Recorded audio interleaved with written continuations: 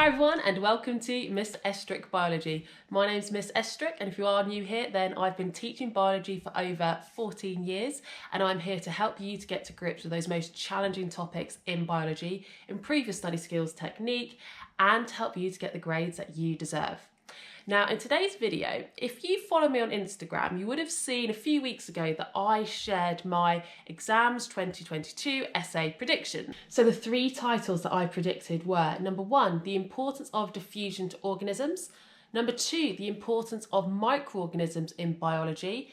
That one got a lot of hate and not many people wanted to do that one. On TikTok, on Instagram, people were saying if that one came up, they would not be doing it. But I'm going to give you a model essay today and show you why it's actually a really good essay title. And then the third one is the importance of concentration gradients. And that's actually really similar to the first one, so there will be some overlap there. So those were the three. And we are going to plan all three today. I'm not going to write the full essay, but I'm going to go through the plan so you can see what topics to include and the importance of for each of those. Now, if you still need more help with essays after that, then join me on Instagram every fortnight on a Sunday where I go live and talk you through a different essay title and answer your questions. So at Miss Estruch Biology, if you don't already follow me on Instagram, then that's where you can get some extra help. As well as that, my full set of A-level notes come with essay links as well. So at the end of every topic, I give you some suggested essay links so you can see how each bit of theory you've learned could link to another topic to help explain the importance of. So I hope you find this video helpful and let's get into it. So let's have a look at my exams 2022 essay predictions. First of all, let's have a reminder about what they were. The importance of transport within organisms, the importance of microorganisms within biology, and the third one was the importance of concentration gradients to organisms. And I'm going to go through a potential plan for all three. Now, if we look at the importance of transport within organisms first, this could actually be transport across membranes or mass transport within organisms. So that covers quite a wide range of the specification. Now, although you only have to have 4 topics for it to class as several topics on the mark scheme, I've got 6 here so you can pick which you would feel most comfortable writing. And there are more than these options. If you want to check those, put them in the comments and I'll get back to you. So hemoglobin will begin with this one. Now this is a mass transport example and you always start with your AO1. Going through your knowledge of hemoglobin and what its role is, but we need to emphasize the link to transport here. So I'd still start off by talking about the structure. So it's a quaternary structured protein with 4 polypeptide chains and 4 heme groups. I would then potentially talk about cooperative binding. So the fact that the first oxygen binding is actually the most challenging, but that causes a change in the protein shape, so that the next oxygens can bind more readily. And you can link this to partial pressure as well. So at high partial pressures in the alveoli, hemoglobin has a higher affinity for oxygen. And at low partial pressures, I haven't got it written here, but low partial pressures at respiring tissues, it has a lower affinity, so it will unload that oxygen. So that would be the sentence that I'd focus on because that would be the part where you're looking at how oxygen is being transported from where hemoglobin picks it up in the alveoli to being transported to those respiring cells. But you then have to say why it's important that oxygen is transported around the body. And this is where it would link to respiration. So oxygen is the final electron acceptor in oxidative phosphorylation. And that means that the electron transport chain can continue and therefore lots of ATP can be produced, used in metabolism and other processes like active transport. So that's my plan for the first topic. The next is another mass transport example, but I picked a plant one now, which is cohesion tension theory. And this is how water is transported en masse around a plant. So I would talk through that whole process, including as many A-level key terms as possible. So the process starts with the concept that as water is transpiring or evaporating out of the stomata, and it's water vapour that is evaporating out of the stomata, that creates a negative pressure in that space of the leaf. That negative pressure causes a pull on the water column, So the water column is moving up the xylem, and it also draws the xylem in narrower, which makes it even easier for the water column to be pulled up. Now, including A-level key terms, you'd be talking about what cohesion is, what adhesion is, and how that is due to the hydrogen bonds. Written there twice, ignore that. But the hydrogen bonds forming between the water molecules causes the cohesion. So you actually have a water column, that continuous water column. And the hydrogen bonds forming between the water molecule and the xylem wall creates adhesion. Then we'd go on to the importance of. So why is it important that water can be transported around a plant? And I would link this to photosynthesis, because in the light-dependent reaction, water is split using the light energy, and that's what photolysis is. So I'd then include the equation showing that water with light energy goes on to form electrons, protons, and oxygen. And the important part is the electrons and the protons, because those are then used in chemiosmosis to produce ATP and reduced NADP. And those two products are used in the Calvin cycle to reduce GP to TP, and then the TP goes on to make hexose sugars. So that would be my importance of. Now we're moving on to a transport across membranes example. So this time I'm looking at absorption of glucose, but you could do this for amino acids, but I'm picking glucose. So you'd need to talk about the co-transport of glucose. So how the sodium ions are actively transported out of the epithelial cells into the capillaries, into the blood. That creates a concentration gradient. So you then have a higher concentration of sodium ions in the ileum compared to the epithelial cell. And therefore the sodium ions would move by facilitated diffusion down their concentration gradient into the epithelial cell. But the protein that they are transported through is a co-transport protein, which glucose also binds to.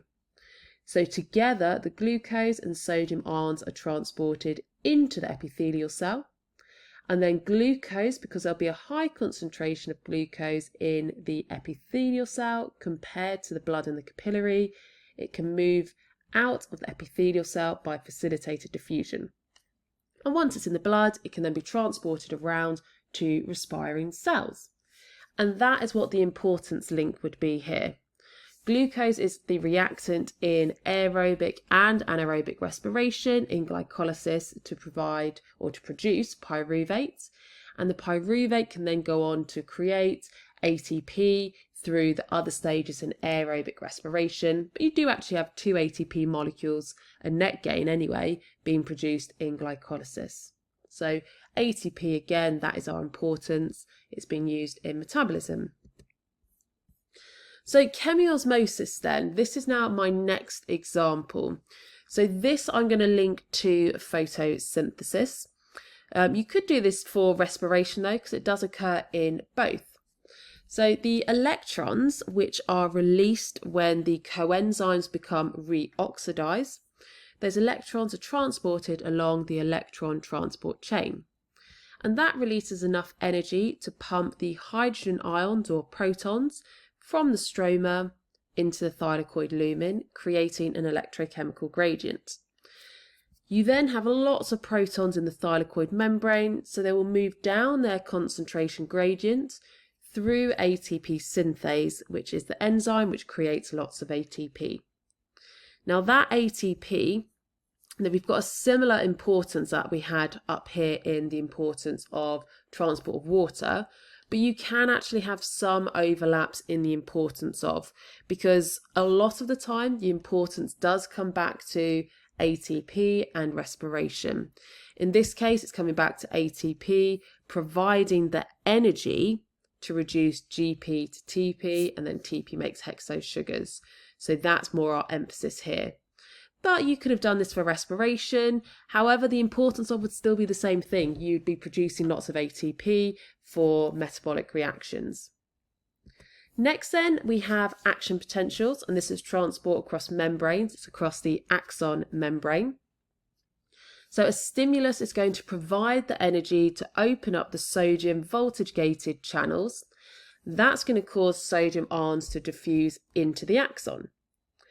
That then is going to cause even more voltage gated channels that are sodium ion channels to open, so even more sodium ions diffuse in.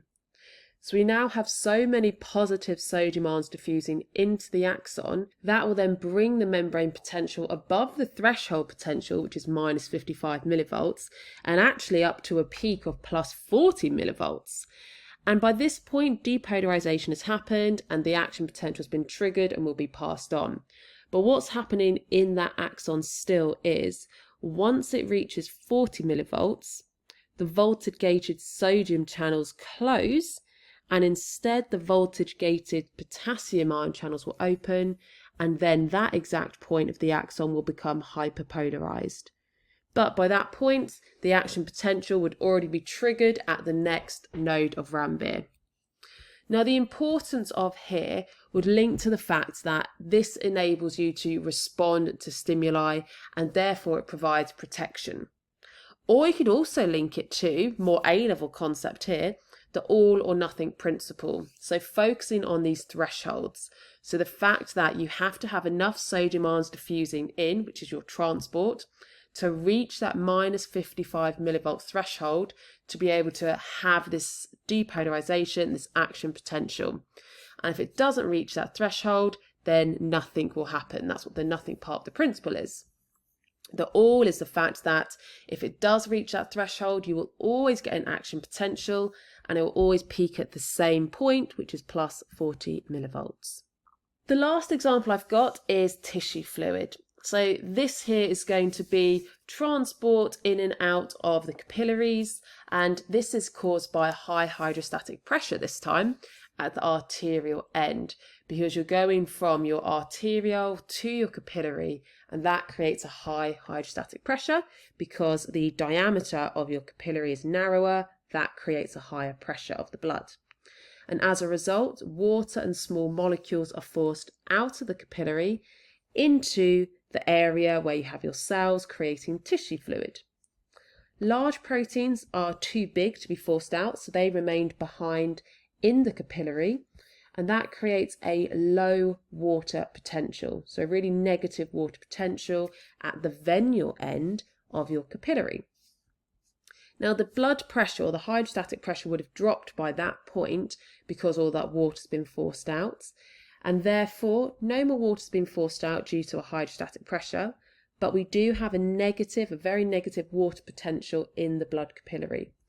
And therefore the water around the surrounding cells, that tissue fluid, will be reabsorbed back into the capillary, and any that doesn't, because once we have reached equilibrium, no more osmosis happens, that will be absorbed by the lymphatic system. Now the reason this is important is the fact that forcing out that water and small molecules is providing the cells with the different molecules they need for respiration and other chemical reactions. So that's what I've got listed here. Also, because water gets reabsorbed, it means any waste that's been produced can be reabsorbed as well into the capillaries and then removed at a different location in the body, for example the alveoli for carbon dioxide. So that is my plan for the importance of transport within organisms. The next one, the importance of microorganisms in biology. So the first one I've got here is bacteria in the nitrogen cycle. So for this bit, I would talk through the nitrogen cycle, focusing on the fact that at that first stage, nitrogen fixing, where nitrogen gas is fixed into ammonium or nitrogen containing compounds in the soil, that is by nitrogen fixing bacteria. Then when we have nitrification, where we go to have nitrites and then nitrates, that's nitrifying bacteria, and those are both aerobic bacteria. But if you have anaerobic conditions, you would then have denitrifying bacteria, converting the nitrites and nitrates back into nitrogen gas.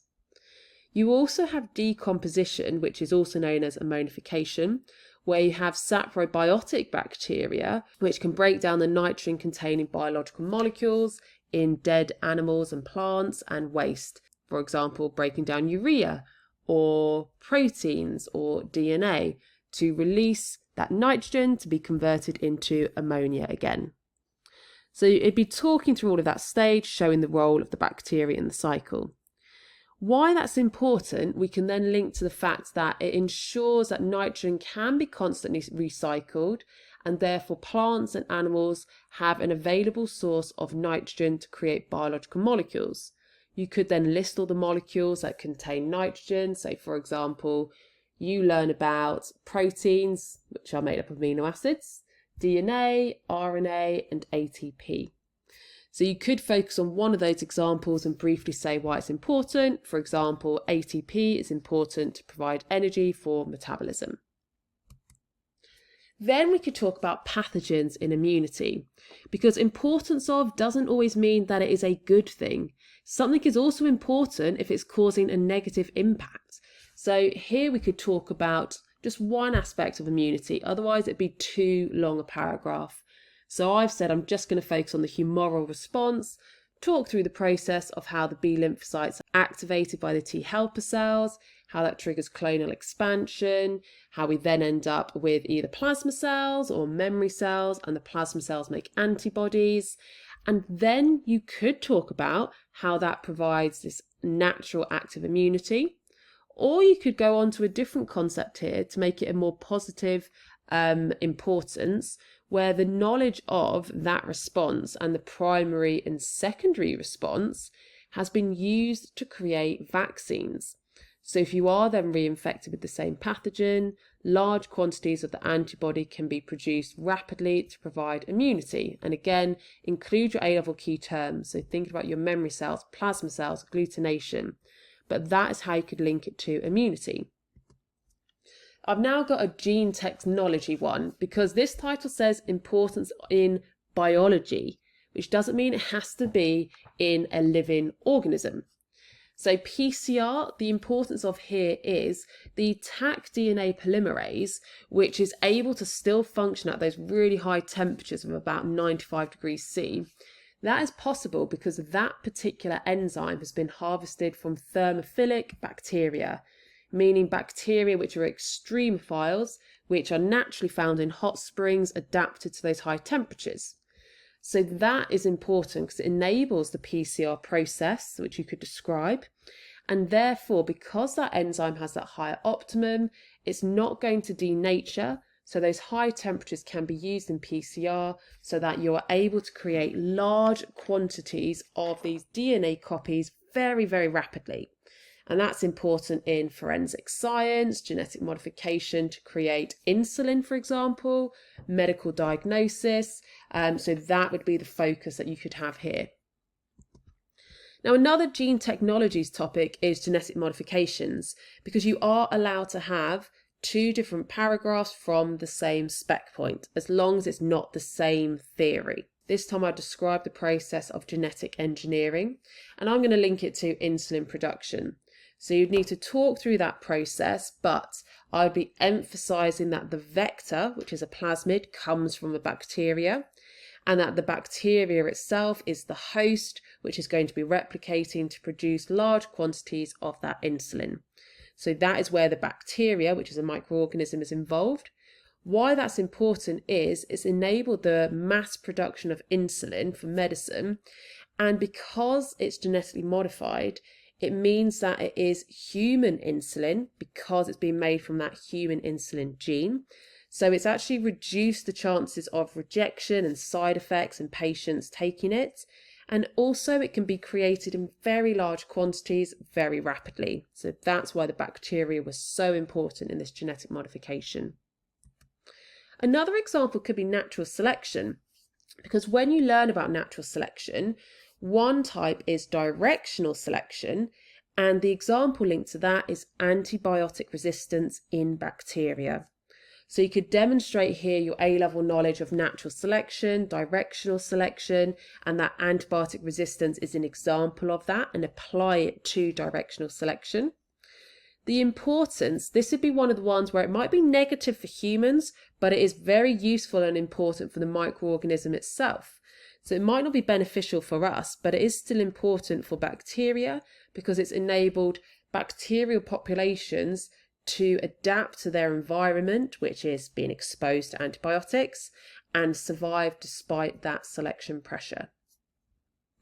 Last example I've got here is you could talk about the use of E. coli bacteria in Michelson and Stahl's DNA replication experiment, where they proved that DNA replicates semi-conservatively. So you could briefly outline the method, the fact that E. coli are first grown in a growth medium containing only the heavy nitrogen isotope N15. Then they're moved to only being grown in the light nitrogen isotope N14, and then their DNA is examined every replication, and in doing that they were able to work out that DNA replicates semi-conservatively. Now, the importance of this experiment and the bacteria being used in this experiment is bacteria replicate really rapidly. So Michelson and Stahl were able to get their results for this experiment much quicker. Bacteria are also very small, easy to store in a lab, easy to grow. So again, it meant it was very useful for this experiment. But if we think about why the experiment was important as well, we've been able to learn a lot about DNA replication from this, and that has then been used in gene technologies, such as knowing how to manipulate DNA replication in PCR. So those are my ideas for that title. The final title, The Importance of Concentration Gradients to Organisms. Now, this is very similar to the first one, except it's mainly going to be focusing on transport across membranes because of that concentration gradient rather than pressure gradients that we see in mass transport. So some of them are going to be the same. So I won't talk through those again because chemiosmosis, action potentials, absorption, and actually the tissue fluid down there, those three are all the same as the first one. The only two different ones I've added in, because we need more examples across the membrane, is synapses. So we could talk about neurotransmitters. So calcium ions, they're going to diffuse into the synaptic knob when an impulse or action potential arrives at the presynaptic neuron. And the vesicles that contain the neurotransmitter then fuse with that presynaptic neuron and they're released into the synaptic cleft. Because you then have a high concentration of the neurotransmitter at the presynaptic neuron end of the synaptic cleft, they diffuse down their concentration gradient towards the postsynaptic membrane. And that membrane has receptors that they bind to, and that causes sodium ion channels to open. Sodium ions diffuse into that postsynaptic neuron, and therefore the action potential can be generated and passed along the next neuron. Now, the importance of here, you could think about the importance of the concentration gradient specifically, ensures that there is only one direction that the impulse is being carried, because that neurotransmitter is only released from the presynaptic neuron. Therefore, it will only diffuse from the pre to the postsynaptic neuron, and that ensures that the impulse is being carried to the next neuron rather than back into the existing one. Gas exchange is another one that we could do here, and I always go for fish for this example to keep it A-level standard rather than GCSE. For this, you could talk through the counter current flow mechanism. So the fact that the water and the blood flow in opposite directions through the gill lamellae, and that is what maintains the diffusion gradient across the entire lamellae. Now, this is obviously a plan, so you would need to write all of those details, talk about the gill structure, talk about that counter current flow mechanism, but I'm just bullet pointing the key concepts that you'd be emphasising. The importance of is the fact that that will maximise the amount of oxygen diffusing into the bloodstream and the capillaries, and that's useful because oxygen is the final electron acceptor in oxidative phosphorylation. That's going to enable the electron transport chain to continue and lots of ATP being produced for metabolism and processes like active transport. So that importance of could be applied to many paragraphs, so that's definitely a good one to learn. And the tissue fluid we've already talked through before in another title. So that is it. Those are my 3 essay title predictions and the plans I would do. I hope you found this helpful. If you have, give this video a thumbs up. Make sure you subscribe so you don't miss out on any of the latest videos, and click that notification bell so you don't miss my 2 uploads that I'm doing weekly at the moment.